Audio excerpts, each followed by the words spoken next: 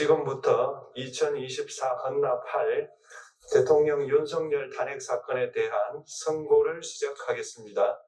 먼저 적법 요건에 관하여 살펴보겠습니다. 이 사건 계엄 선포가 사법심사의 대상이 되는지에 관하여 보겠습니다. 고위공직자의 헌법 및 법률 위반으로부터 헌법 질서를 수호하고자 하는 탄핵 심판의 취지를 고려하면 이 사건 계엄 선포가 고도의 정치적 결단을 요하는 행위라 하더라도 그 헌법 및 법률 위반 여부를 심사할 수 있습니다. 국회 법사의 조사 없이 이 사건 탄핵 소추안을 의결한 점에 대하여 보겠습니다. 헌법은 국회의 소추 절차를 입법에 맡기고 있고 국회법은 법사위 조사 여부를 국회의 재량으로 규정하고 있습니다. 따라서 법사위의 조사가 없었다고 하여 탄핵 소추 의결이 부적법하다고 볼 수 없습니다. 이 사건 탄핵 소추안의 의결이 일사부재의 원칙에 위반되는지 여부에 대해서 보겠습니다. 국회법은 부결된 안건을 같은 회기 중에 다시 발의할 수 없도록 규정하고 있습니다. 피청구인에 대한 1차 탄핵 소추안이 제418회 정기회 회기에 투표 불성립되었지만 이 사건 탄핵 소추안은 제419회 임시회 회기 중에 발의되었으므로 일사부재의 원칙에 위반되지 않습니다. 한편 이에 대해서는 다른 회기에도 탄핵 소추안의 발의 횟수를 제한하는 입법이 필요하다는 재판관 정형식의 보충 의견이 있습니다. 이 사건 계엄이 단시간 안에 해제되었고 이로 인한 피해가 발생하지 않았으므로 보호이익이 헌결되었는지 여부에 대해서 보겠습니다. 이 사건 계엄이 해제되었다고 하더라도 이 사건 계엄으로 인하여 이 사건 탄핵 사유는 이미 발생하였으므로 심판의 이익이 부정된다고 볼 수 없습니다. 소추 의결서에서 내란죄 등 형법 위반 행위로 구성하였던 것을 탄핵 심판 청구 이후에 헌법 위반 행위로 포섭하여 주장한 점에 대하여 보겠습니다. 기본적 사실관계는 동일하게 유지하면서 적용 법조문을 철회, 변경하는 것은 소추사유의 철회, 변경에 해당하지 않으므로 특별한 절차를 거치지 않더라도 허용됩니다. 피청구인은 소추사유에 내란죄 관련 부분이 없었다면 의결 정족수를 충족하지 못하였을 것이라고 주장하지만 이는 가정적 주장에 불과하며 객관적으로 뒷받침할 만한 근거도 없습니다. 대통령의 지위를 탈취하기 위하여 탄핵 소추권을 남용하였다는 주장에 대하여 보겠습니다. 이 사건 탄핵 소추안의 의결 과정이 적법하고 피소추자의 헌법 또는 법률 위반이 일정 수준 이상 소명되었으므로 탄핵 소추권이 남용되었다고 볼 수 없습니다. 그렇다면 이 사건 탄핵 심판 청구는 적법합니다. 한편 증거법칙과 관련하여 탄핵 심판 절차에서 형사소송법상 전문법칙을 완화하여 적용할 수 있다는 재판관 이미선, 김형두의 보충 의견과 탄핵 심판 절차에서 앞으로는 전문법칙을 보다 엄격하게 적용할 필요가 있다는 재판관 김복형, 조한창의 보충 의견이 있습니다. 다음으로 피청구인이 직무집행에 있어 헌법이나 법률을 위반하였는지 피청구인의 법 위반 행위가 피청구인을 파면할 만큼 중대한 것인지에 관하여 살펴보겠습니다. 우선 소추 사유별로 살펴보겠습니다. 1. 이 사건 계엄 선포에 관하여 보겠습니다. 헌법 및 계엄법에 따르면 비상계엄 선포의 실체적 요건 중 하나는 전시, 사변 또는 이에 준하는 국가 비상사태로 적가 교전 상태에 있거나 사회 질서가 극도로 교란되어 행정 및 사법 기능의 수행이 현저히 곤란한 상황이 현실적으로 발생하여야 한다는 것입니다.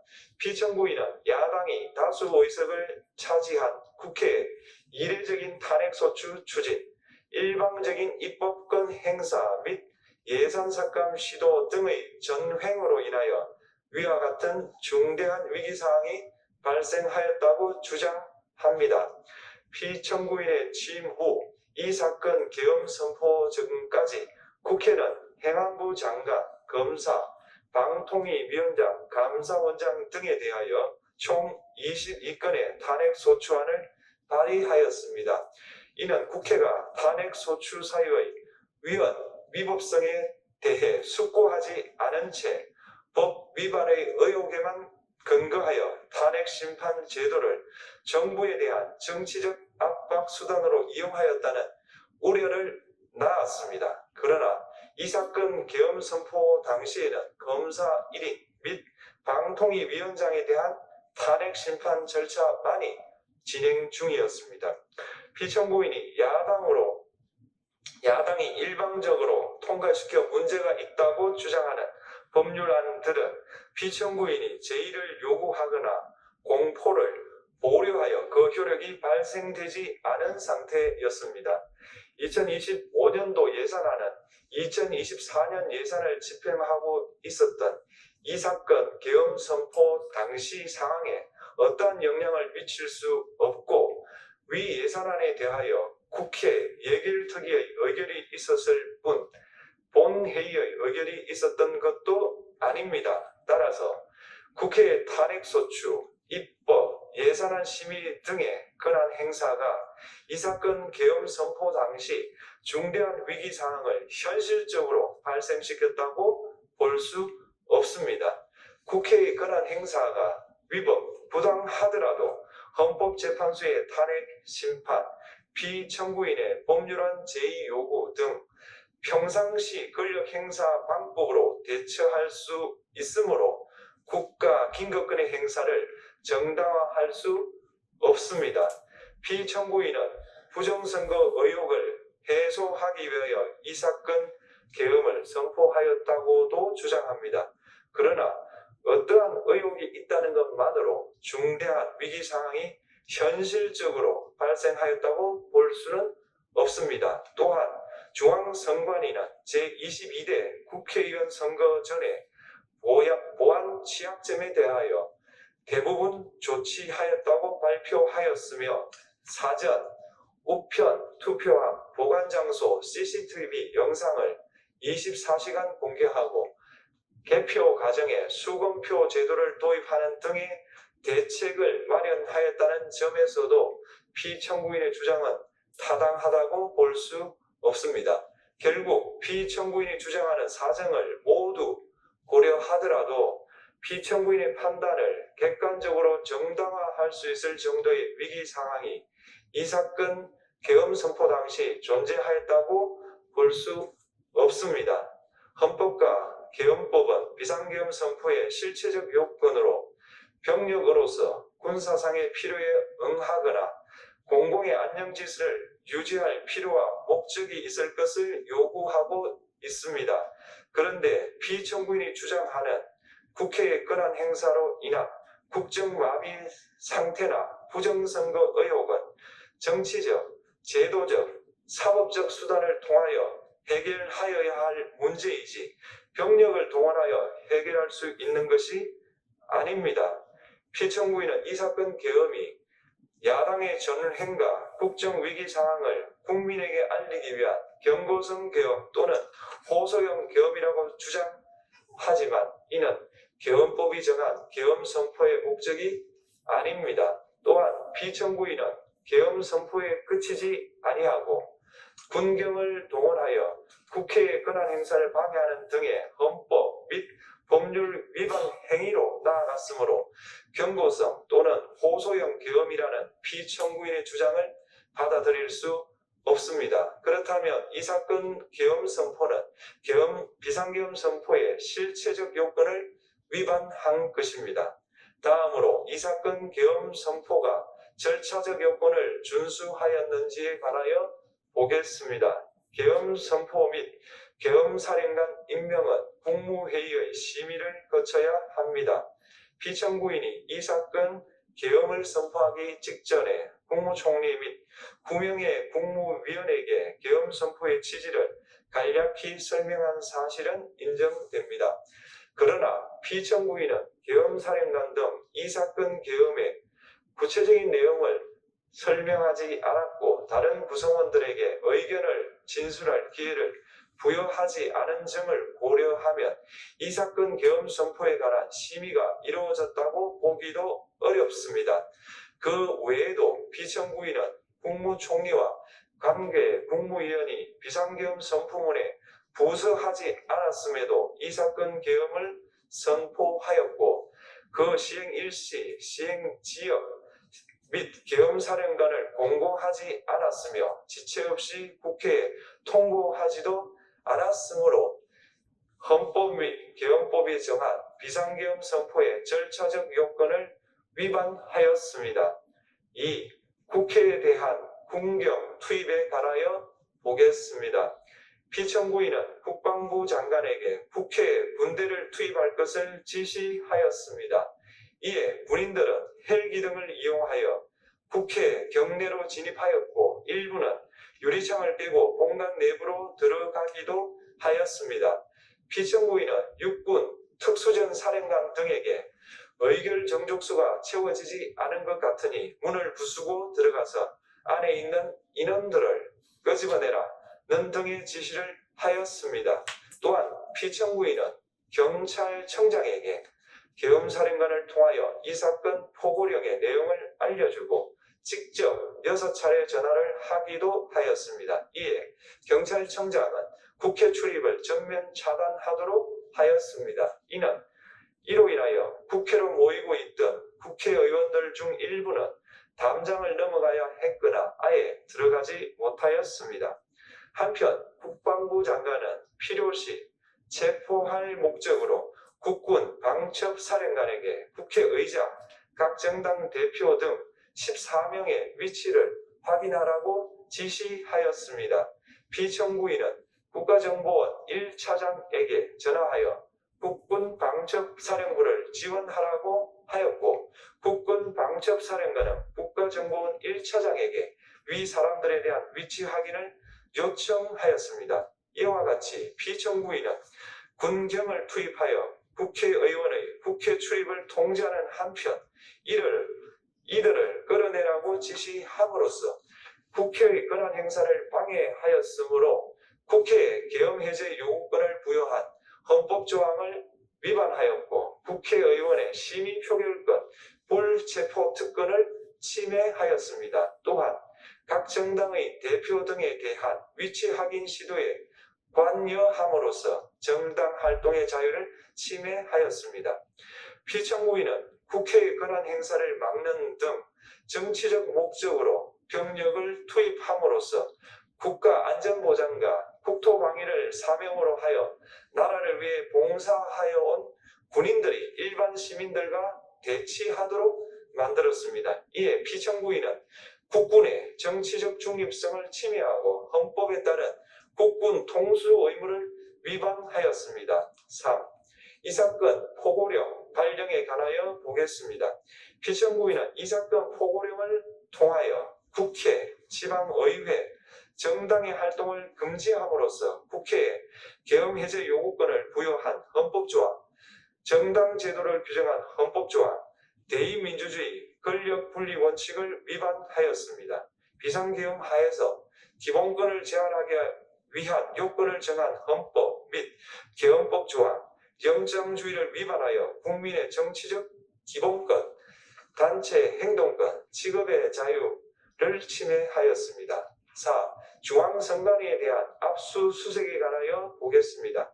피청구인은 국방부 장관에게 병력을 동원하여 선관위의 전산 시스템을 점검하라고 지시하였습니다. 이에 따라 중앙선관위 청사에 투입된 병력은 출입 통제를 하면서 당직자들의 휴대전화를 압수하고 전산 시스템을 촬영하였습니다. 이는 선관위에 대하여 영장 없이 압수수색을 하도록 하여 영장주의를 위반한 것이자 선관위의 독립성을 침해한 것입니다. 5. 법조인에 대한 위치 확인 시도에 관하여 보겠습니다. 앞서 말씀드린 바와 같이 피청구인은 필요시 체포할 목적으로 행해진 위치 확인 시도에 관여하였는데 그 대상에는 퇴임한 지 얼마 되지 않은 전 대법원장 및 전 대법관도 포함되어 있었습니다. 이는 현직 법관들로 하여금 언제든지 행정부에 의한 체포 대상이 될 수 있다는 압력을 받게 하므로 사법권의 독립을 침해한 것입니다. 지금까지 살펴본 피청구인의 법 위반 행위가 피청구인을 파면할 만큼 중대한 것인지 관하여 보겠습니다.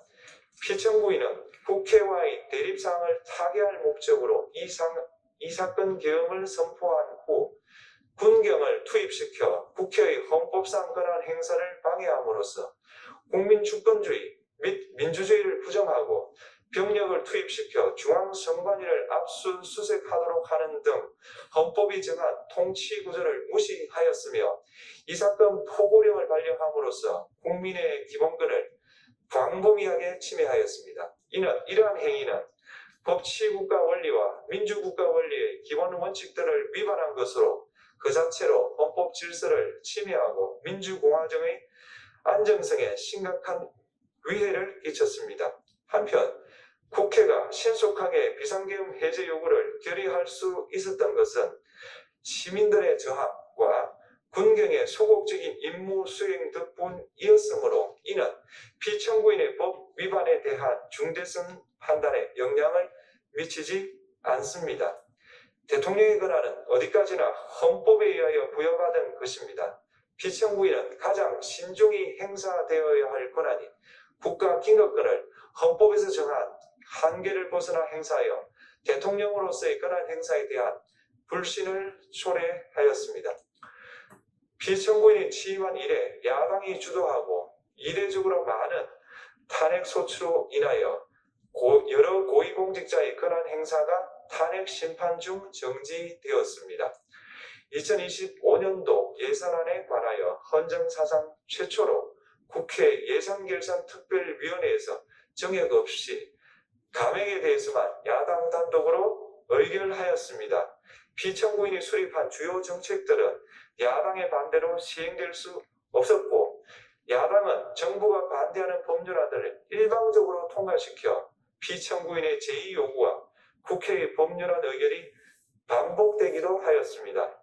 그 과정에서 피청구인은 야당의 전횡으로 국정이 마비되고 국익이 현저히 저해되어 가고 있다고 인식하여 이를 어떻게든 타개하여야만 한다는 막중한 책임감을 느끼게 되었을 것으로 보입니다. 피청구인이 국회의 권한 행사가 권력 남용이라거나 국정 마비를 초래하는 행위라고 판단한 것은 정치적으로 존중되어야 합니다. 그러나 피청구인과 국회 사이에 발생한 대립은 일방의 책임에 속한다고 보기 어렵고 이는 민주주의 원리에 따라 해소되어야 할 정치의 문제입니다.